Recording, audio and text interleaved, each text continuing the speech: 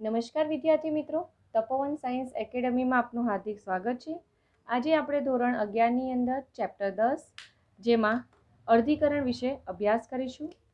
અર્ધીકરણ કે જેને મિયોસિસ કહેવામાં આવે છે। જો અહીંયા વિદ્યાર્થી મિત્રો તમને નામ પરથી જ ખબર પડી જવી જોઈએ, અર્ધીકરણ એટલે શું થવું? અડધી થવાની પ્રક્રિયા।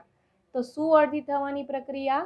તો રંગસૂત્રની સંખ્યા અડધી થવાની પ્રક્રિયા કે જેને અર્ધીકરણ કહેવામાં આવે છે। હવે એની જરાક પ્રસ્તાવના વિશે જોઈ જઈએ કે લિંગી પ્રજનન કરતા એટલે બે વિરુદ્ધ સજીવો જે પ્રજનન કરે તો એને શું કહેવાય? લિંગી પ્રજનન, કે જેમાં નર અને માદા બે સજીવોની જરૂર પડે। ઓકે, પ્રજનન માટે નર અને માદા એવી રીતે બે સજીવની જરૂર પડે તો એવા પ્રકારના પ્રજનનને લિંગી પ્રજનન કહેવામાં આવે છે। તો લિંગી પ્રજનન દ્વારા સંતતિના નિર્માણમાં બે જન્યુઓનું સંયોજન થાય છે। દરેકમાં એટલે કે દરેક જન્યુમાં સંપૂર્ણતઃ એકકીય રંગસૂત્રનું જૂથ હોય છે। જન્યુઓના નિર્માણ વિશિષ્ટ દ્વિકીય કોષોમાંથી થાય છે। તો તમને આ લાઈન સમજાવ તો આપણે વાત કરીએ કે આપણું એક્ઝામ્પલ લઈએ, નર અને માદા, બરાબર? તો મનુષ્યની વાત કરીએ તો એમાં કેવા હોય છે? દ્વિકીય કોષો હોય છે। રંગસૂત્રની સંખ્યા કેટલી હોય છે? 46। એટલે દ્વિકીય કોષો એટલે શું કહેવાય? કે જેમાં રંગસૂત્ર જોડમાં આવેલા હોય છે। ઓકે, તો આપણામાં રંગસૂત્ર કેવા આવેલા હોય છે? જોડમાં આવેલા હોય છે। ઓકે, તો અહીંયા તમને શું કીધેલું છે કે લિંગી પ્રજનન દ્વારા સંતતિના નિર્માણમાં બે જન્યુઓનું સંયોજન થાય છે। તો બે જન્યુઓનું સંયોજન એટલે શું કહેવાય? કે નર છે તો નરમાંથી નર જન્યુનું નિર્માણ થાય છે, જેમ કે શુક્રકોષ। માદા હોય તો માદામાંથી માદા જન્યુનું નિર્માણ થાય છે। ત્યારબાદ શું થાય કે આ નર જન્યુ અને માદા જન્યુ જેનું શું થાય છે? સંયોજન થાય છે। ઓકે, નર જન્યુ અને માદા જન્યુનું સંયોજન થાય છે અને સંયોજન થઈને ફલિતાંડ બને છે। ઓકે, હવે દરેકમાં સંપૂર્ણતઃ એકકીય રંગસૂત્રનું જૂથ હોય છે। એટલે કે આ જે નર જન્યુ છે તો નર જન્યુમાં એકકીય રંગસૂત્ર આવેલા હોય છે। માદા જન્યુ છે તો માદા જન્યુમાં રંગસૂત્રની સંખ્યા અડધી એટલે કે n આવેલી હોય છે। ઓકે, તો બીજી એક વિશિષ્ટ બાબત એ છે કે જો આ જે જન્યુઓનું નિર્માણ થાય છે ને તે દ્વિકીય કોષોમાંથી થાય છે। દ્વિકીય એટલે કે 2n માંથી આ જન્યુઓનું નિર્માણ થાય છે। એટલે કે જન્યુ જનનની પ્રક્રિયા છે। ઓકે, જન્યુઓના નિર્માણની પ્રક્રિયાને જન્યુ જનન કહેવામાં આવે છે। તો આ જન્યુ જનનની પ્રક્રિયા દ્વારા નરમાંથી નર જન્યુનું નિર્માણ થાય છે અને માદામાંથી માદા જન્યુ એટલે કે અંડકોષનું નિર્માણ થાય છે। તો આ જે જન્યુઓ હોય ને તે હંમેશા કેવા હોય છે? રંગસૂત્રની દ્રષ્ટિએ એકકીય હોય છે। એટલે કે ધારો કે નરમાં 46 રંગસૂત્ર આવેલા હોય છે તો જન્યુઓમાં 23 રંગસૂત્ર આવેલા હોય છે। માદા છે તો માદામાં 46 રંગસૂત્રની સંખ્યા છે તો માદા જન્યુમાં રંગસૂત્રની સંખ્યા 23 હોય છે। તો હંમેશા યાદ રાખવાનું કે જે જન્યુ હોય તો જન્યુઓની સંખ્યા અડધી હોય છે। જન્યુઓની સંખ્યા અડધી હોય છે। જો 46 રંગસૂત્રની સંખ્યા હોય તો 46ના અડધા કેટલા થશે? 23। તો પરિણામે આ અડધા અડધા કેમ થાય?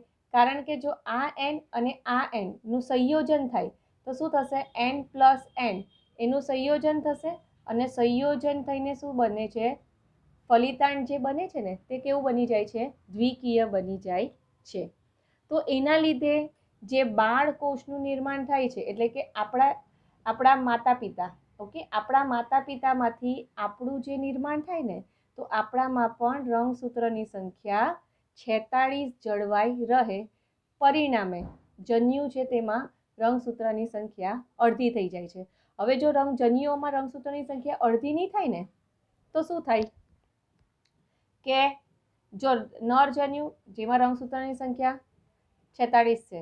માદા જન્યુ એમાં પણ રંગસૂત્રની સંખ્યા કેટલી છે? 46 છે.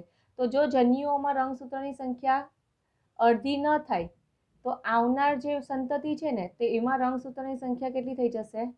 92 થઈ જશે. તો આ કોઈ પણ દિવસ કેવું હોય છે? પેઢી દર પેઢી રંગસૂત્રની સંખ્યા જળવાઈ રહેવી જોઈએ. તો એ પેઢી દર પેઢી રંગસૂત્રની સંખ્યા જળવાઈ રહે એની માટે જ જન્યુઓમાં રંગસૂત્રની સંખ્યા કેવી થઈ જાય છે? અડધી થઈ જાય છે. અને આ જે અડધી થવાની જે પ્રક્રિયા છે ને તે કોના દ્વારા થાય છે? અર્ધીકરણ દ્વારા. તો આ પ્રકારના કોષ વિભાજનને પરિણામે રંગસૂત્રની સંખ્યા બાળકોષમાં અડધી થતાં એકકીય બાળકોષનું નિર્માણ થાય છે. એટલે કે આ 2n માંથી અર્ધીકરણની પ્રક્રિયા દ્વારા n ધરાવતા એટલે કે એકકીય રંગસૂત્ર ધરાવતા બાળકોષનું નિર્માણ થાય છે. ઓકે, આ જે દ્વિકીય કોષો જે છે તે શેમાં જાય છે? અર્ધીકરણમાં. અને અર્ધીકરણમાં જઈને એકકીય રંગસૂત્ર ધરાવતા બાળકોષનું નિર્માણ થાય છે. તો આ પ્રક્રિયાને અર્ધીકરણ કહેવામાં આવે છે. હવે લિંગી પ્રજનન કરતા બધા જ સજીવોના જીવનચક્રમાં અર્ધીકરણ દ્વારા એકકીય અવસ્થા ઉત્પન્ન થાય છે. ઓકે, જ્યારે ફલન થયા બાદ દ્વિકીય અવસ્થા પુનઃ પ્રાપ્ત થાય છે. એટલે શું થાય? કે જ્યારે લિંગી પ્રજનન કરે છે ને એટલે કે શુક્રકોષ અને અંડકોષનું નિર્માણ થાય છે ને તો એ દરમિયાન શું થશે? અર્ધીકરણ થશે. અને અર્ધીકરણ દ્વારા એકકીય શુક્રકોષનું નિર્માણ થાય છે અને માદા હોય તો માદામાં એકકીય અંડકોષનું નિર્માણ થાય છે. ત્યારબાદ આ શુક્રકોષ અને અંડકોષનું જોડાણ થઈને ફલિતાંડ બને છે. તો એના લીધે શું થાય? આ n અને n એ પાછા જોડાઈને 2n બનાવે છે. 2n એટલે કે એ પાછી દ્વિકીય અવસ્થા પ્રાપ્ત કરે છે.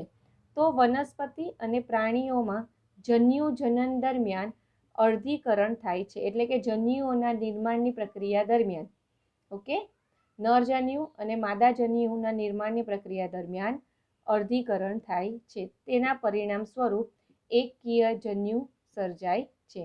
ઓકે, આટલું બધું આપણે સમજ્યા ને એનું એક જ લાઈનમાં કહું ને તો અર્ધીકરણની પ્રક્રિયા જે છે ને તેમાં રંગસૂત્રની સંખ્યા અડધી થઈ જાય. જો 2n હોય તો 2n ના અડધા n થાય છે. બસ એટલું જ આ કહેવા માંગે છે. ત્યારબાદ હવે આપણે જોઈએ અર્ધીકરણની મુખ્ય વિશિષ્ટતાઓ. અર્ધીકરણમાં કોષ કેન્દ્ર અને કોષ રસ વિભાજનના બે ક્રમિક ચક્રો સંકળાયેલા છે. એટલે કે અર્ધીકરણ છે ને બે ભાગમાં થાય છે. કહેવાનો મતલબ એવો છે કે સમભાજનમાં કેવું? કોષ કેન્દ્ર વિભાજન અને ત્યારબાદ તરત જ કોષ રસ વિભાજન થાય છે કે જેના દ્વારા બે બાળકોષનું નિર્માણ થાય છે. પણ અહીંયા અર્ધીકરણની પ્રક્રિયામાં શું થાય છે કે એ બે તબક્કામાં વિભાજિત થાય છે. ઓકે, અર્ધીકરણમાં જે કોષ કેન્દ્ર વિભાજન અને કોષ રસ વિભાજનની જે પ્રક્રિયા થાય છે ને તે ક્રમિક બે તબક્કામાં થાય છે. એટલે કે અર્ધીકરણ 1 અને અર્ધીકરણ 2. ઓકે, તો શું થાય છે અહીંયા? હવે આ એક કોષ છે તે શેમાં જશે? અર્ધીકરણ 1માં જાય છે. તો અર્ધીકરણ 1 દ્વારા બે બાળકોષનું નિર્માણ થાય છે. હવે આ બંને કોષો કેમાં જાય છે? અર્ધીકરણ 2માં. તો અર્ધીકરણ 2માં જઈને આ બે કોષો છે તે 4 કોષનું નિર્માણ કરે છે. ઓકે, તો અહીંયા જાણવા જેવી બાબત એ છે કે અર્ધીકરણની પ્રક્રિયાથી એક કોષમાંથી 4 નવા બાળકોષનું નિર્માણ થાય છે. અને આ જે 4 નવા બાળકોષનું નિર્માણ થાય છે તો એમાં શું હોય છે? રંગસૂત્રની સંખ્યા અડધી હોય છે. એટલે કે આમાં 46 હશે તો આ 4માં રંગસૂત્રની સંખ્યા 23 હોય છે. ઓકે, અને બીજી વસ્તુ કે જે S તબક્કામાં ડીએનએનું સ્વયંજનન થાય છે ને તો ડીએનએના સ્વયંજનનની પ્રક્રિયા અહીંયા કેટલી વખત થશે? એક જ વખત થાય છે. એવું નથી કે 4 કોષનું નિર્માણ થાય તો પરિણામે સ્વયંજનન 2 વાર થાય એવું હોતું નથી. બરાબર, અર્ધીકરણ 1 અને અર્ધીકરણ 2 બંનેમાં ડીએનએ સ્વયંજનન કેટલી વાર થશે? તો એક જ વાર થાય છે. ઓકે, તો S તબક્કા તમને ખબર જ છે કે આંતરાવસ્થા છે. તો આંતરાવસ્થામાં કયો બીજા નંબરનો તબક્કો કે જેને એસ તબક્કો કહેવાય છે. તો એસ તબક્કામાં શું થાય છે? ડીએનએ સ્વયંજનનની પ્રક્રિયા થાય છે અને ડીએનએ સ્વયંજનનની પ્રક્રિયા દ્વારા એક જ સરખા 2 ડીએનએનું નિર્માણ થાય છે. તો એક જ સરખા જે 2 ડીએનએનું નિર્માણ થાય ને તો એને શું કહેવાય? સમરૂપ લાક્ષણિક રંગસૂત્રિકાઓ. ઓકે, તો એસ તબક્કામાં માતૃ રંગસૂત્રના સ્વયંજનનથી એટલે કે આ જે માતૃકોષ છે તો માતૃકોષની અંદર જે કોષ કેન્દ્ર આવેલું હોય છે અને એ કોષ કેન્દ્રની અંદર શું આવેલું હોય છે? રંગસૂત્ર. ઓકે, એની અંદર શું આવેલા હોય છે? રંગસૂત્ર આવેલા હોય છે કે જે રંગસૂત્ર એટલે કે જે ડીએનએ ધરાવે છે. તો આ ડીએનએ શું કરે છે? સ્વયંજનનની પ્રક્રિયા કરે છે. સ્વયંજનનની પ્રક્રિયા દ્વારા શું થાય છે? બેવડાય છે. બેવડાય છે એટલે પણ બંને ડીએનએ કેવા હોય છે? સરખા હોય છે. આ અને આ બંને ડીએનએ કેવા હોય છે? એકબીજાને સમરૂપ જ હોય છે.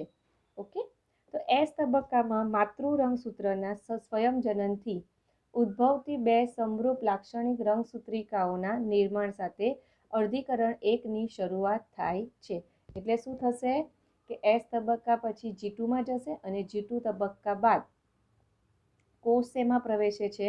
અર્ધીકરણ 1માં પ્રવેશે છે. તો અર્ધીકરણ પ્રક્રિયા દરમિયાન સમજાત રંગસૂત્રની જોડીઓ બને છે અને તેમની વચ્ચે પુનઃ સંયોજન થાય છે. એટલે સમજાત રંગસૂત્ર એટલે શું કહેવાય ખબર? સરખા રંગસૂત્ર. જેમ કે મેટાસેન્ટ્રિક એને સમજાત રંગસૂત્રની જોડ કહેવાય. સબ મેટાસેન્ટ્રિક એને સમજાત રંગસૂત્રની જોડ કહેવાય.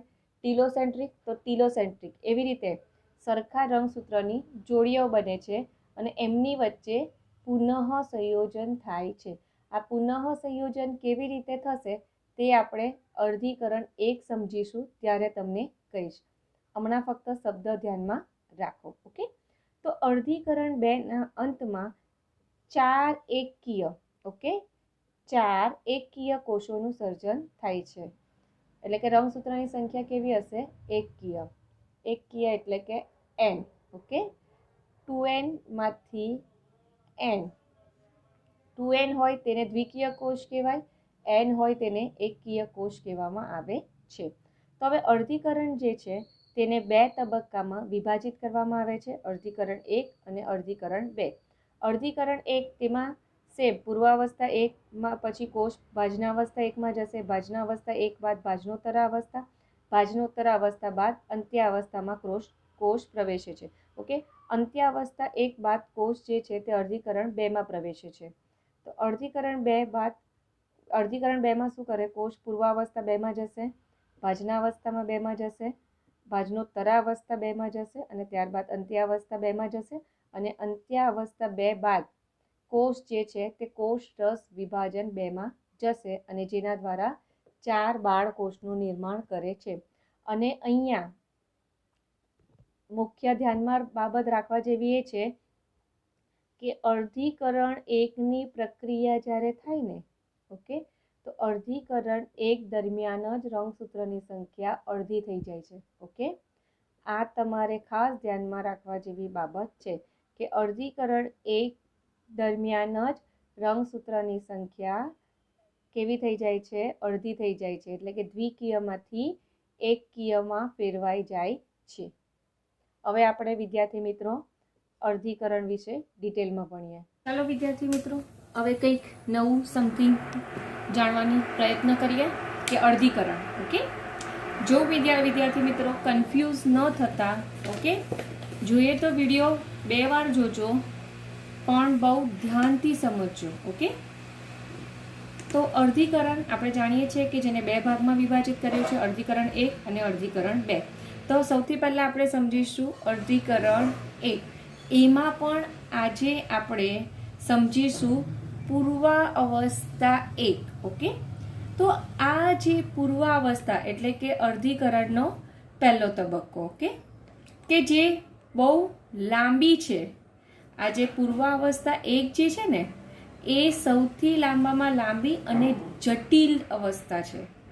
કેમ લાંબામાં લાંબી કીધી અને જટિલ કીધી? કારણ કે આ પૂર્વાવસ્થા 1ને 5 ઉપતબક્કાઓમાં વિભાજિત કરવામાં આવે છે. તો કયા 5 ઉપતબક્કા? તો પહેલો તો ઉપતબક્કો લેપ્ટોટીન, લેપ્ટોટીન ત્યારબાદ ઝાયગોટીન, ઝાયગોટીન બાદ પેકેટીન, પેકેટીન બાદ ડિપ્લોટીન અને પાંચમું ડાયકાઇનેસિસ. તો આવી રીતે 5 ઉપતબક્કાઓમાં પૂર્વાવસ્થા એકને વિભાજિત કરવામાં આવેલું છે. તો તમારે આને શોર્ટકટ રીતે યાદ રાખવાની. લેપ્ટોટીનનો L, ઝાયગોટીનનો Z, પેકેટીનનો P, ડિપ્લોટીનનો D અને ડાયકાઇનેસિસનો D. ઓકે, તો એને તમારે આ 5 ઉપતબક્કાઓને શોર્ટકટમાં યાદ રાખવાનું LZP_D². ઓકે, શોર્ટકટમાં આ રીતે યાદ રાખજો LZP_D². L એટલે લેપ્ટોટીન, Z એટલે ઝાયગોટીન, P એટલે પેકેટીન. અહીંયા કેટલા થયા? 2 D થયા. D² એટલે 2D. તો એક D એટલે ડિપ્લોટીન અને બીજો D એટલે ડાયકાઇનેસિસ. આમાં દરેક અવસ્થાઓ વિદ્યાર્થી મિત્રો શાંતિથી સમજજો, કારણ કે નીટ લેવલ માટે બી એટલું જ ઇમ્પોર્ટન્ટ છે કે દરેક અવસ્થામાં શું તફાવત છે તે તમે ધ્યાનથી સાંભળજો. ઓકે, તો ચલો વિદ્યાર્થી મિત્રો આપણે સૌથી પહેલા શરૂઆત કરીએ L થી. ઓકે, તો L એટલે કે લેપ્ટોટીન. હવે આ જે લેપ્ટોટીન છે તે પૂર્વાવસ્થા એકનો પ્રથમ તબક્કો છે. સ્વાભાવિક છે, પહેલું નામ લેપ્ટોટીન લખ્યું છે તો પૂર્વાવસ્થા એકનો પ્રથમ તબક્કો થવાનો છે, બરાબર. તો આ તબક્કામાં શું થાય છે? રંગસૂત્રનું સંકોચન થાય છે.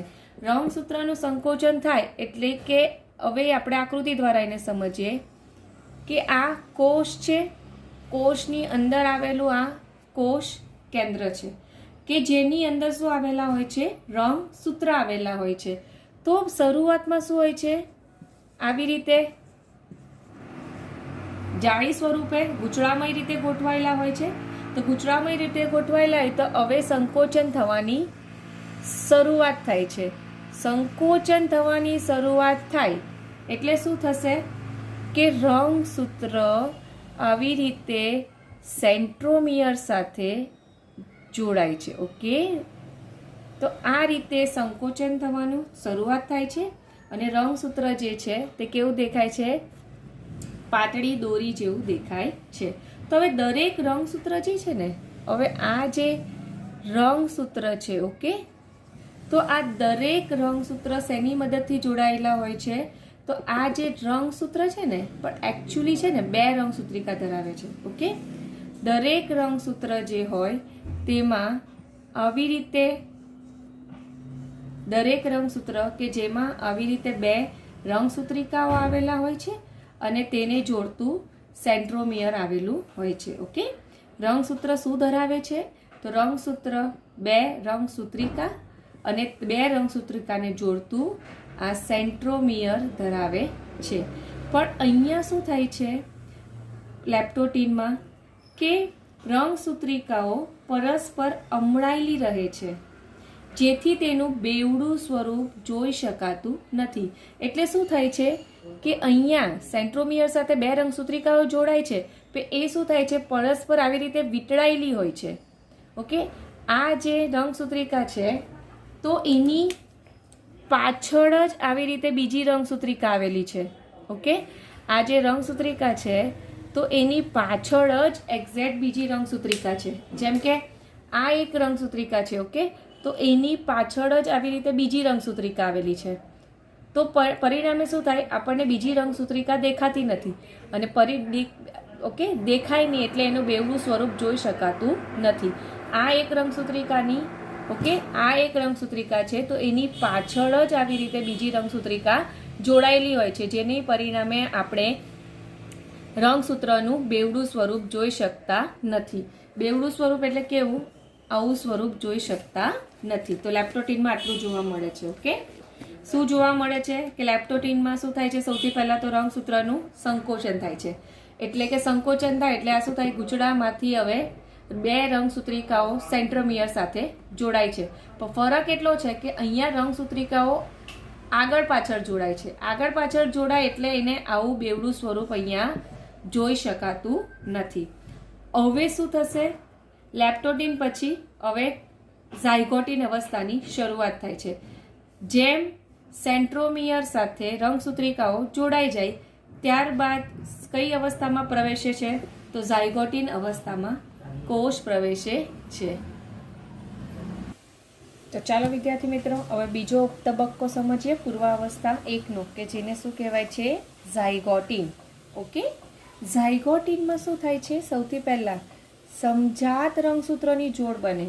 સમજાત રંગસૂત્ર એટલે શું કહેવાય? સરખા રંગસૂત્ર. સરખા એટલે શું કહેવાય? કે આપણને ખબર છે રંગસૂત્રો કેટલા પ્રકારના છે? તો 4 પ્રકારના જોવા મળે છે.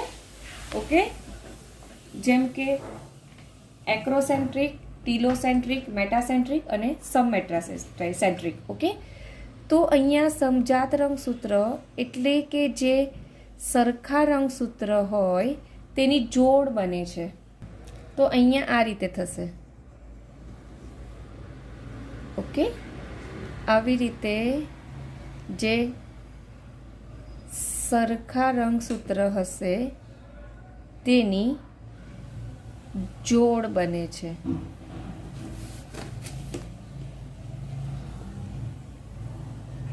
ઓકે, સરખા રંગસૂત્રની જોડ બને છે. હવે દરેક જોડીમાંના ઓકે જો એ બીજી એક વાત છે. હવે આ સમજાત રંગસૂત્ર એટલે તમને સમજાવી દઉં કે મેટાસેન્ટ્રિકની બાજુમાં મેટાસેન્ટ્રિક રંગસૂત્ર જ ગોઠવાય છે. હવે ટીલોસેન્ટ્રિક હોય તો ટીલોસેન્ટ્રિકની બાજુમાં બીજો ટીલોસેન્ટ્રિક રંગસૂત્ર જોડાય તો એને શું કહેવાય? સમજાત રંગસૂત્રની જોડ. હવે બીજી એક મહત્વની બાબત એ છે કે તમારા જાણ ખાતર કહી દઉં કે આપણામાં જે 46 રંગસૂત્ર આવેલા હોય ને, તો એને જોડમાં ફેરવીએ તો કેટલા? 23 જોડ. 23 જોડ એટલે શું કહેવાય? આવી રીતે 1 નંબરના 2 રંગસૂત્ર, આવી રીતે બીજા નંબરમાં 2 રંગસૂત્ર. ઓકે, ત્રીજા નંબરની જોડ છે તો ત્રીજા નંબરની જોડમાં આવી રીતે 2 રંગસૂત્રો. તો એવી રીતે ટોટલ જે 23 જોડ છે તે ગોઠવાય છે. ઓકે, તો શું થાય કે આ જે 1 નંબરનો રંગસૂત્ર છે ને, તો એમાં કેવા હશે? આ મેટાસેન્ટ્રિક હશે તો આ બી મેટાસેન્ટ્રિક હશે. હવે બીજા નંબરમાં એવું હોય કે આ જો સબ મેટાસેન્ટ્રિક હોય તો આ પણ સબ મેટાસેન્ટ્રિક હોય છે. તો આવી રીતે 23 જોડનું નિર્માણ થાય છે. તો આ પ્રક્રિયામાં શું થાય કે આ જે પહેલા નંબરનો રંગસૂત્ર હોય ને, તો એની બાજુમાં બીજો પહેલા નંબરનો રંગસૂત્ર આવીને જોડાઈ જાય છે. પહેલા નંબરના રંગસૂત્રની બાજુમાં એના જેવો જ બીજો પહેલા નંબરનો રંગસૂત્ર ગોઠવાઈ જાય છે. તો એને સમજાત રંગસૂત્રની જોડ કહેવાય. હવે આ બીજા નંબરનું રંગસૂત્ર હોય તો એની બાજુમાં બીજા નંબરનો જ રંગસૂત્ર જોડાય છે. ઓકે, તો એવી રીતે સમજાત રંગસૂત્રની જોડ બને છે. હવે શું થાય કે દરેક જોડીમાંના 2 રંગસૂત્ર એકબીજાની નજીક આવે અને પાર્શ્વ બાજુઓ વડે એકબીજાની સાથે પાર્શ્વીય જોડાણ શરૂ કરે છે. તો આ ક્રિયાને સાયનેપ્સિસ કહે છે. તો એટલે શું થાય કે આ જે સમજાત રંગસૂત્ર છે તે એકબીજાની હવે નજીક આવે છે. નજીક આવ્યા બાદ હવે શું કરે છે? નજીક આવ્યા બાદ શું કરે છે? આવી રીતે આ બીજું સમજાત રંગસૂત્ર પાર્શ્વીય જોડાણ એટલે કે શું થાય છે? આવી રીતે બાજુમાંથી જોડાય છે. ઓકે, આની સાથે આ બીજું રંગસૂત્ર શું થાય છે? જોડાય છે. તો આને પાર્શ્વીય જોડાણ કહેવામાં આવે છે. ઓકે, તો આવી રીતે જોડાણ ધરાવે છે. તમને હવે જો બીજી રીતે સમજાવો તો આવી રીતે એક રંગસૂત્ર અને એની પછી આવી રીતે બીજું રંગસૂત્ર આવી રીતે પાર્શ્વીય જોડાણ ધરાવે છે. એટલે કે સાઈડ પરથી આવી રીતે રંગસૂત્રિકા સાથે જોડાય છે. તો આ જે જોડાણ બનાવે ને, તો એને સાયનેપ્સિસ કહેવામાં આવે છે. આ જે રંગસૂત્રિકાઓ એકબીજા સાથે આવી રીતે જોડાય છે અને એને સાયનેપ્સિસ કહેવામાં આવે છે. અને આ જે સાયનેપ્સિસ છે તે કેવું થાય છે? ઝીપરની માફક થાય છે. આ જે ક્રિયા છે એટલે કે આ પાર્શ્વીય જોડાણની જે ક્રિયા છે ને એ ઝીપરની માફક. ઝીપરની માફક એટલે કેવું? આપણે ચેન કેવી રીતે બંધ કરીએ કે ચેન બંધ કરીએ તો ફટાફટ જોડાણ થાય, એવી રીતે મતલબ ઇન શોર્ટ આ જે પાર્શ્વીય જોડાણ જે છે તે એકદમ સ્પીડમાં થાય છે, સ્લોલી નથી થતી. ઝીપરની માફક એટલે કહેવાનો ભાવાર્થ એટલો છે કે પ્રક્રિયા સ્પીડમાં થાય છે. હવે શું થાય છે કે રંગસૂત્રના એકલ સૂત્ર, હવે આ એકલ સૂત્ર જે શબ્દ આવે ને એટલે સમજવાનું રંગસૂત્રિકાની વાત કરી છે. ઓકે, તો રંગસૂત્રના જે રંગસૂત્રિકા કેટલાક ઠેકાણે એકબીજાની આસપાસ વીંટળાય છે. એટલે શું થશે કે આવી રીતે જે હોય રંગસૂત્રિકા, તો આ જે સમજાત રંગસૂત્રિકા આવે તે આવી રીતે એની આજુબાજુ વીંટળાઈ જાય છે. ઓકે, કેટલાક ઠેકાણે વીંટળાઈ જાય છે. હવે આ ક્રિયા વડે સમજાત રંગસૂત્ર પરના વૈકલ્પિક જનીનો એકબીજાની સામે ગોઠવાય છે. આ જે રંગસૂત્ર એટલે કે જે ડીએનએ હોય ને રંગસૂત્ર, તો રંગસૂત્ર પર શું આવેલા હોય છે? આ જે રંગસૂત્ર હોય ને તો એના પર જનીન આવેલા હોય છે. તો આ જનીનો શું થાય છે? સામસામે આવીને એકબીજાની નજીક ગોઠવાઈ જાય છે. ઓકે, આ વીંટળાય છે એટલે વીંટળાય એટલે સ્વાભાવિક છે કે એકબીજાની સામે જનીનો ગોઠવાઈ જાય છે. હવે સમજાત રંગસૂત્રની દરેક જોડને દ્વિસૂત્રી કહે છે. હવે જો આવી રીતે પાર્શ્વીય જોડાણ ધરાવે તો એને શું કહેવાય છે? દ્વિસૂત્રી. ઓકે, પણ આઈડિયલી કેવા હોય છે? ચતુસૂત્રી. ચતુસૂત્રી કે એટલે એમાં આઈડિયલી આવી રીતે છૂટું પાડીને જોઈએ તો 1, 2, 3 અને 4 રંગસૂત્રિકા આવેલી છે. એટલે એ પાર્શ્વીય જોડાણ ધરાવે છે ને, પરિણામે એને દ્વિસૂત્રી કીધેલું છે. પણ એને જો આપણે આ દ્વિસૂત્રીને છૂટા કરીએ ને તો એમાં આવી રીતે 4 સૂત્રિકાઓ જોવા મળે છે. ઝાયગોટીન પાછું સમજાવું છું. ઝાયગોટીનમાં શું થશે કે સમજાત રંગસૂત્રની જોડ બને. એટલે કે આપણામાં જે આવી રીતે 23 જોડ રંગસૂત્ર આવેલા હોય છે ને, તો 1 નંબરના રંગસૂત્રની બાજુમાં એની જ જોડનો બીજો રંગસૂત્ર જોડાઈ જાય છે. મેટાસેન્ટ્રિકની બાજુમાં મેટાસેન્ટ્રિક, ટીલોસેન્ટ્રિકની બાજુમાં ટીલોસેન્ટ્રિક, એવી રીતે સરખા રંગસૂત્ર એકબીજાની આજુબાજુ આવીને ગોઠવાઈ જાય છે. ઓકે, ગોઠવાઈ ગયા બાદ આવી રીતે પાર્શ્વીય જોડાણ એટલે કે સાઈડ પરથી આવી રીતે રંગસૂત્ર જે છે તે જોડાઈ જાય છે. જોડાઈને એક સંકુલ બનાવે કે જેને શું કહેવાય છે? સાયનેપ્સિસ. અને આ પ્રક્રિયા ઝીપરની માફક એટલે કે આ જે જોડાણ છે તે એકદમ સ્પીડી થાય છે. સ્પીડી થાય અને ઘણીવાર એવું થાય કે આ જે રંગસૂત્રિકાઓ શું થાય છે? આવી રીતે એકમેક પર આસપાસથી વીંટળાઈ જાય છે. આવી રીતે શું થાય છે? ઘણીવાર આવી રીતે વીંટળાઈ જાય છે. આવી રીતે ઘણીવાર એકમેકની આસપાસ વીંટળાઈ જાય છે. આ વીંટળાઈ જાય પરિણામે શું થાય? આ જનીન, આનો જનીન અને આનો જનીન એ એકબીજાની સામે ગોઠવાઈ જાય છે. બંને રંગસૂત્રિકા પર આવેલા જે જનીન છે ને તે આવી રીતે એકબીજાની સાથે સામે ગોઠવાઈ જાય છે. ઓકે, હવે પાર્શ્વીય જોડાણ ધરાવે એટલે આપણને જોવામાં દ્વિસૂત્રી લાગે છે. પણ ઓકે, આને છૂટું પાડીએ ને તો આવી રીતે 4 રંગસૂત્રિકા જોવા મળે છે. 4 રંગસૂત્રિકા જોવા મળે એટલે એને શું કહેવાય છે? ચતુસૂત્રી કહેવામાં આવે છે. ત્યારબાદ હવે સમજીએ આપણે પેકેટિંગ. ઓકે, ચલો પેકેટિંગ ત્રીજો તબક્કા વિશે ભણીએ કે જેનું નામ છે પેકેટિંગ. હવે પેકેટિંગ અવસ્થામાં શું થાય છે કે આવી રીતે જે કોષ કેન્દ્ર છે તો કોષ કેન્દ્રની અંદર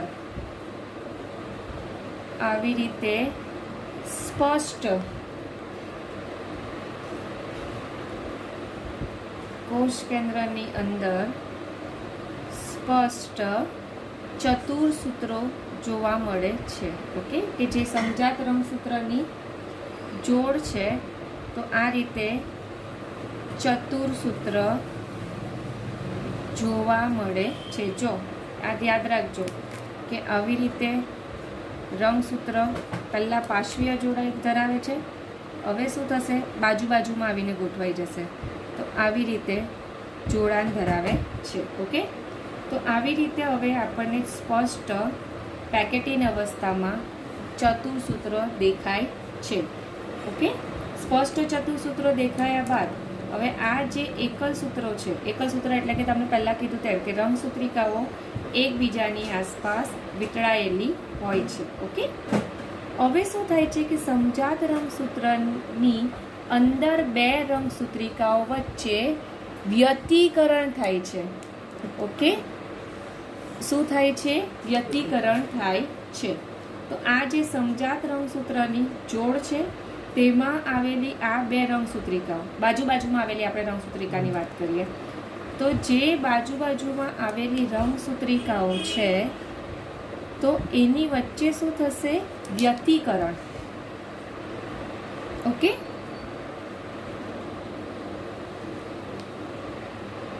આવી રીતે બાજુમાં રંગસૂત્ર જોડાય છે.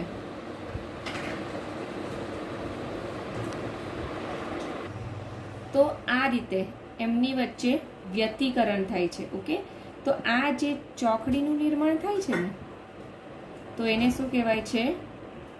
વાસ્તવિક ચોકડી. ઓકે, તો અહીંયા શું છે? સમજાત રંગસૂત્રની અંદરની બે રંગસૂત્રિકાઓ વચ્ચે વ્યતિકરણના સ્થાનને પુનઃસંયોજિત ગંઠિકા કે વાસ્તવિક ચોકડી કહે છે.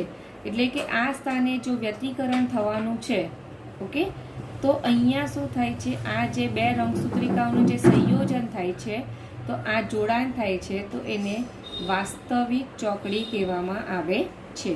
હવે વ્યતિકરણ એટલે શું તે સમજી લઈએ. વ્યતિકરણ એટલે કે બે સમજાત રંગસૂત્ર, ઓકે, વચ્ચે જનીન દ્રવ્યની અદલા બદલી. હવે શું થશે? આ બે સમજાત રંગસૂત્ર છે તો સમજાત રંગસૂત્રમાં આ જે રંગસૂત્રિકાનો ટુકડો છે ને તે બ્લેકના સ્થાને આવી જશે અને બ્લેકના સ્થાને લાલ રંગસૂત્રિકાનો ટુકડો આવી જાય છે. તો આવી રીતે શું થાય છે? રંગસૂત્રની વચ્ચે જનીન દ્રવ્યની અદલા બદલી થાય છે. તો આવી તમને આકૃતિ દોરીને સમજાવું છું. ઓકે, કે જેમાં શું થશે? આવી રીતે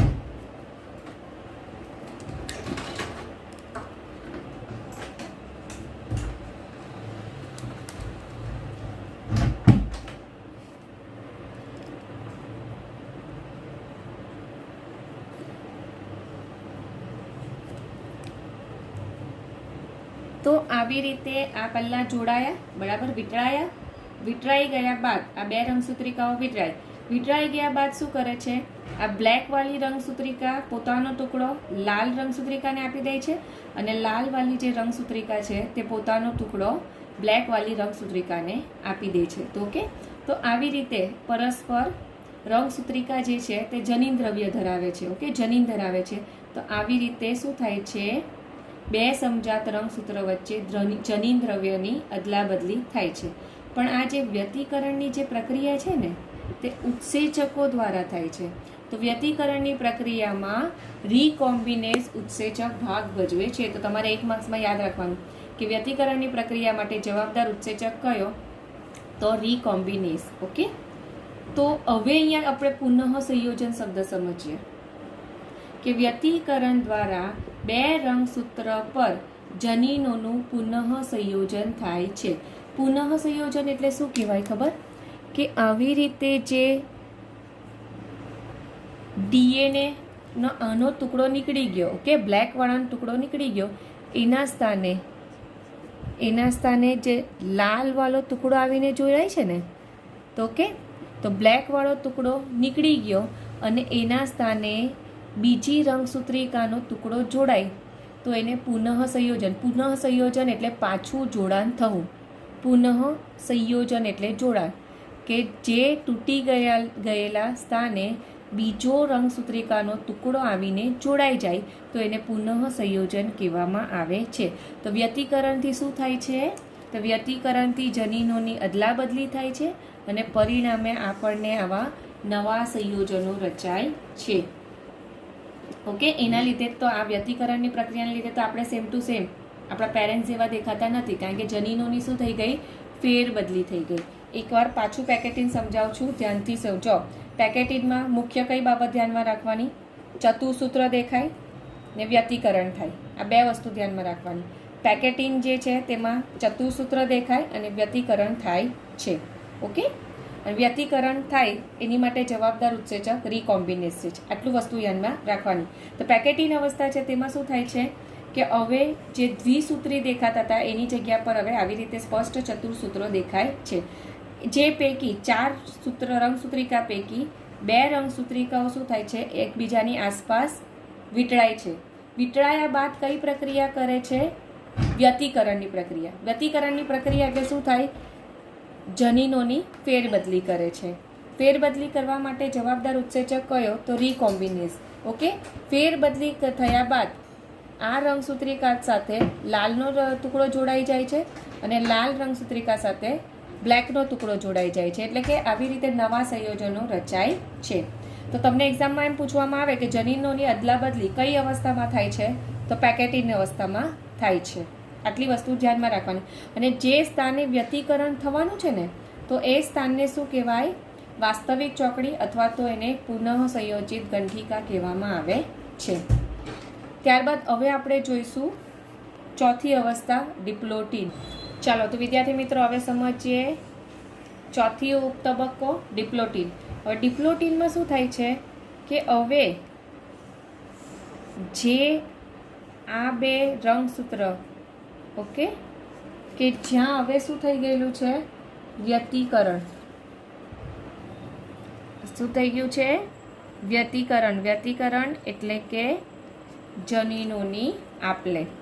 તો હવે આ જે 2 રંગસૂત્ર છે ને, તો એકબીજાથી હવે શું થાય છે? આવી રીતે દૂર જાય છે. ઓકે, દૂર જાય છે. તો આ રીતે એકબીજાથી દૂર જાય છે.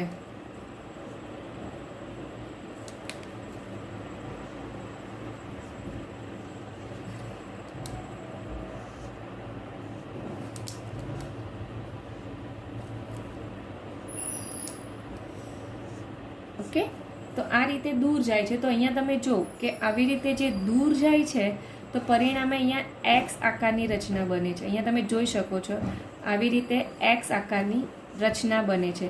તો આ જે એક્સ આકારની રચના બને છે ને દૂર જવાના પરિણામે, તો એને શું કહેવાય છે? સ્વસ્તિક ચોકડી કહેવામાં આવે છે. ઓકે, તો સ્વસ્તિક ચોકડીનું નિર્માણ કઈ અવસ્થામાં થાય છે? તો ડિપ્લોટિન અવસ્થામાં તમારે યાદ રાખવાનું. તો કેમ થાય છે કે આ જે રંગસૂત્ર હવે શું થાય છે? એકબીજાથી દૂર ખસે છે. દૂર ખસે છે એટલે શું થાય? ખેંચાણ થાય. ખેંચાણ થાય એટલે કે આવી રીતે એક્સ આકારનું નિર્માણ થાય છે કે જેને સ્વસ્તિક ચોકડી કહેવામાં આવે છે. હવે આ જે સ્વસ્તિક ચોકડીની જે સંખ્યા છે ને, એ રંગસૂત્રની લંબાઈ પર આધાર રાખે. એટલે રંગસૂત્રની લંબાઈ 1 હોય. ઓકે, રંગસૂત્રની લંબાઈ એટલે કે જો મેટાસેન્ટ્રિક હોય ને, કે જેમાં રંગસૂત્રની લંબાઈ વધારે મોટી હોય, તો એમાં સ્વસ્તિક ચોકડીની સંખ્યા 1 હોઈ શકે, 2 હોઈ શકે કે 3 પણ હોઈ શકે. ઓકે, તો સ્વસ્તિક ચોકડીની જે સંખ્યા છે 2 છે, 1 છે, તો એ રંગસૂત્રની લંબાઈ પર આધાર રાખે છે. જેટલો લાંબો રંગસૂત્ર એટલી સ્વસ્તિક ચોકડીની સંખ્યા વધારે હોય છે. ઓકે, અને જે સ્થાને આ ચોકડી બને છે ને, ઓકે, આવી રીતે અહીંયા જે ચોકડી બને છે ને, તો એ સ્થાને શું થાય છે? જનીન દ્રવ્યની આપ-લે થાય છે. ઓકે, આ જ્યાં ચોકડીનું નિર્માણ થાય છે, તો આ સ્થાને શું થાય છે? જનીન દ્રવ્યની આપ-લે થાય છે. ઓકે, તો ડિપ્લોટિનમાં ફક્ત તમારે શું યાદ રાખવાનું છે? એક જ વસ્તુ, સ્વસ્તિક ચોકડી. અને સ્વસ્તિક ચોકડીની સંખ્યા રંગસૂત્રની લંબાઈ પર આધાર રાખે. લાંબા રંગસૂત્ર હોય તો એમાં વધારે શું જોવા મળે છે? એમાં વધારે સ્વસ્તિક ચોકડી જોવા મળે છે. અને જે સ્થાને સ્વસ્તિક ચોકડીનું નિર્માણ થાય છે, તો એ સ્થાને જનીન દ્રવ્યની અદલાબદલી થાય છે. હવે આપણે સમજીએ 5મો તબક્કો કે જેને ડાયકાઇનેસિસ કહેવામાં આવે છે.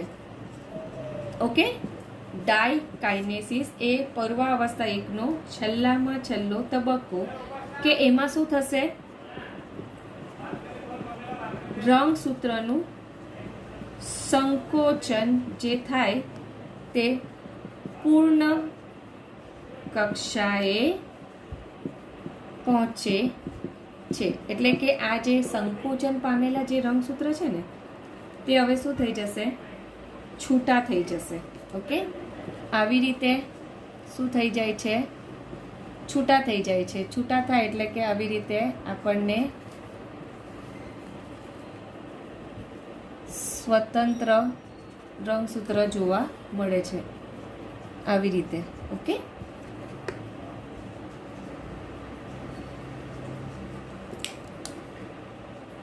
ચાલો, તો આવી રીતે આપણને આ જનીનોની ફેરબદલી થયેલા રંગસૂત્ર. તો હવે શું થશે કે રંગસૂત્રનું સંકોચન છે તે હવે લાસ્ટ સ્ટેજ પર પહોંચી ગયું. જનીન દ્રવ્યની અદલાબદલી થઈ ગઈ, બધું થઈ ગયું. ઓકે, હવે સ્વસ્તિક ચોકડીના જે નિર્માણ સ્થાને હોય તે હવે રંગસૂત્ર શું થઈ ગયા, હવે છૂટા પડી ગયા છે. હવે રંગસૂત્ર શું થાય છે, સંકોચન પૂર્ણ થાય એટલે શું થાય છે કે રંગસૂત્રો જે છે તે હવે છૂટા પડે છે. જો આનો કહેવાનો મતલબ જ એવો છે કે રંગસૂત્રનું સંકોચન પૂર્ણ કક્ષાએ પહોંચે છે. પૂર્ણ કક્ષાએ પહોંચે એટલે શું થાય કે હવે આપણને પૂર્વાવસ્થાના અંતિમ તબક્કામાં સ્પષ્ટ રંગસૂત્ર જોવા મળે છે. ઓકે, હવે આ તબક્કામાં શું થાય છે કે કોષ કેન્દ્રિકા લુપ્ત થશે. ઓકે, આ જે કોષ કેન્દ્ર છે, કોષ કેન્દ્રની અંદર આવેલું જે કોષ કેન્દ્રિકા છે તે હવે ધીરે શું થશે, ડાયકાઇનેસિસ અવસ્થામાં એનો લોપ થશે. ઓકે, લોપ થશે અને ડાયકાઇનેસિસ અવસ્થામાં આપણને રંગસૂત્ર સેન્ટ્રોમિયર સાથે બે રંગસૂત્રિકાઓ જોડાયેલી રચના સ્પષ્ટ જોવા મળે છે. તો આટલી વસ્તુ ડાયકાઇનેસિસમાં થાય છે. ઓકે, આમાં સેમ થશે કે ભાઈ કોષ કેન્દ્રિકા લૂપ થાય છે, ત્યારબાદ ત્રાકનું નિર્માણ થાય છે, પછી જે પેલી અંગિકાઓ છે જેમ કે ઈઆર છે, ગોલ્ગી છે, કોષ કેન્દ્ર પટલ છે, બધી વસ્તુનો આ ડાયકાઇનેસિસમાં લોપ થાય છે. ઓકે, ત્યાંથી મિત્રો તમને એકવાર પાછું રિમાઇન્ડ કરાવી જાઉં છું. ચલો, પૂર્વા અવસ્થા 1. ઓકે, પૂર્વાવસ્થા 1 ને કેટલા તબક્કામાં વિભાજિત કરેલા છે, તો પૂર્વાવસ્થા 1 ને 5 તબક્કામાં ઉપતબક્કામાં વિભાજિત કરેલા છે. તમને 1 માર્ક્સમાં પૂછાય અને યાદ રહે એની માટે તમને શોર્ટકટ કી આપી દો. ઓકે, આપણે કેવી રીતે યાદ રાખવાનું છે, LZP_D². ઓકે, L એટલે લેપ્ટોટીન, Z એટલે ઝાયગોટીન, P એટલે પેકિટીન, D એટલે ડિપ્લોટીન અને આ D એટલે ડાયકાઇનેસિસ. હવે 5 ઉપતબક્કામાં શું તફાવત છે તે જોઈશું. ચલો, આ લેપ્ટોટીન પહેલો તબક્કો છે કે જેમાં શું થાય છે કે રંગસૂત્રિકા છે. ઓકે, રંગસૂત્રિકાનું નિર્માણ થાય. ઓકે, આટલી વસ્તુ રંગસૂત્રિકાનું નિર્માણ થાય અને રંગસૂત્રિકા જે છે તે સેન્ટ્રોમિયર સાથે જોડાય છે. ઓકે, શોર્ટકટમાં લખીએ તો એ રીતના કે બે રંગસૂત્રિકા, ઓકે, સૂત્રિકા સેન્ટ્રોમિયર સાથે જોડાય. ઓકે, આટલી વસ્તુ લેપ્ટોટીનમાં થાય છે. પણ અહીંયા શું થાય છે કે જે રંગસૂત્રિકા જે છે તે રંગસૂત્રિકા કેવી હોય છે, રંગસૂત્રિકા પરસ્પર અમળાયેલી હોય. અમળાયેલી એટલે શું થાય કે આવી રીતે અમળાયેલી એટલે કે બીજું જે રંગસૂત્રિકા છે તે આની પાછળ જોવા મળે છે. આપણને આવું સ્પષ્ટ સ્વરૂપ લેપ્ટોટીનમાં જોવા નથી મળતું. બે રંગસૂત્રિકાઓ એકબીજાની આવી રીતે, આ લાલ છે તો એની પાછળ બીજી બ્લેક, તો આવી રીતે પરસ્પર અમળાયેલી રહે છે. તો આટલું લેપ્ટોટીનમાં થાય છે. હવે ઝાયગોટીનમાં શું યાદ રાખવાનું, સમજાત રંગસૂત્રની જોડ બને. ઓકે, સમજાત રંગસૂત્રની જોડ બને એટલે શું કહેવાય કે આવી રીતે જે સરખા રંગસૂત્ર હોય તો એની જોડ બને છે. ઓકે, અને જોડ બને અને શું થાય કે જોડાય છે. જોડાય એટલે કે પાર્શ્વીય જોડાણ શરૂ કરે.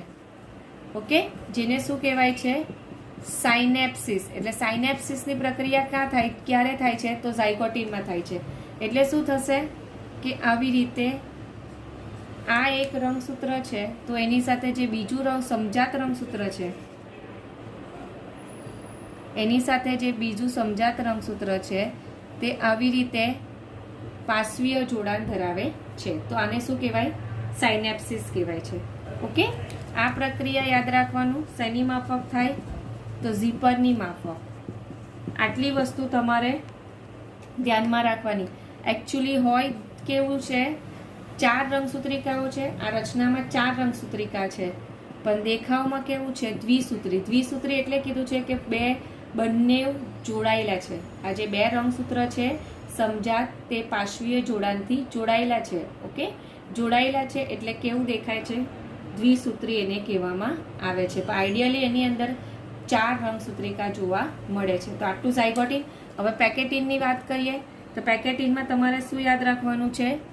સ્પષ્ટ ચતુર્સૂત્રો દેખાય. આટલી વસ્તુ ધ્યાનમાં રાખવાની. એટલે કે આવી રીતે આ એક અને આ બીજું. તો આવી રીતે 1 2 3 4 સ્પષ્ટ 4 રંગસૂત્રિકા જોવા મળે એટલે એને શું કહેવાય? એવી રચનાને સ્પષ્ટ ચતુર્સૂત્ર જોવા મળે છે. ત્યારબાદ વ્યતિકરણ યાદ રાખવાનું. વ્યતિકરણ એટલે શું યાદ રાખવાનું? જનીનોની અદલાબદલી. જનીનોની અદલાબદલી એટલે શું થાય? કે આવી રીતે બ્લેક રંગસૂત્રિકા પોતાનો ટુકડો કોને આપી દે છે? ચલો, જનીનોની અદલાબદલી એટલે શું થાય? કે વ્યતિકરણમાં શું થશે? આ બ્લેક રંગસૂત્રિકા પોતાનો ટુકડો લાલ રંગસૂત્રિકાને આપી દે છે. ઓકે, અને આ જે બ્લેક રંગસૂત્રિકા જે છે તે પોતાનો ટુકડો લાલ રંગસૂત્રિકાને આપી દે છે અને લાલ રંગસૂત્રિકા જે છે તે પોતાનો ટુકડો છે તે બ્લેક વાળી રંગસૂત્રિકાને આપી દે છે. તો આવી રીતે જનીનોની અદલાબદલી થાય છે. હવે શું થાય છે કે રંગસૂત્ર દૂર જાય છે. ડિપ્લોટિન અવસ્થામાં શું થાય છે કે રંગસૂત્ર દૂર જાય છે. દૂર જાય એટલે એકમેકથી દૂર ખસે છે.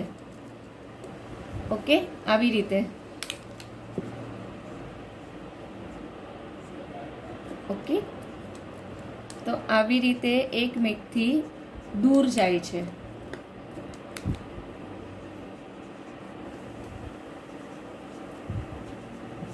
દૂર જાય છે એટલે અહીંયા જો એક્સ જેવી રચના જોવા મળે. અહીંયા તમે જો આવી રીતે આ એક્સ જેવી રચના જોવા મળે છે. ઓકે, તો ડિપ્લોટિનમાં તમારે શું યાદ રાખવાનું? એક્સ રચના. અને એ જે એક્સ રચના એને શું કહેવાય? સ્વસ્તિક ચોકડી. ઓકે, તો આ જે એક્સ રચનાનું નિર્માણ થાય છે તેને શું કહેવાય છે? સ્વસ્તિક ચોકડી, કે જે સ્થાને હવે જનીનોની અદલાબદલી થયેલી છે. ઓકે, તો આટલી વસ્તુ ડિપ્લોટિનમાં થાય છે. ડિપ્લોટિનમાં શું થાય છે? રંગસૂત્ર દૂર ખસે છે, એક્સ રચનાનું નિર્માણ થાય છે અને સ્વસ્તિક ચોકડી બને છે.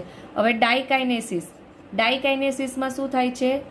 હવે રંગસૂત્રનું સંકોચન પૂર્ણ કક્ષાએ પહોંચે છે. પૂર્ણ કક્ષાએ પહોંચે એટલે શું થાય છે કે રંગસૂત્ર જે છે તે અલગ પડી જાય છે. રંગસૂત્ર જે છે તે અલગ થઈ જાય છે. અલગ થઈ જાય એટલે શું થાય કે આવી રીતે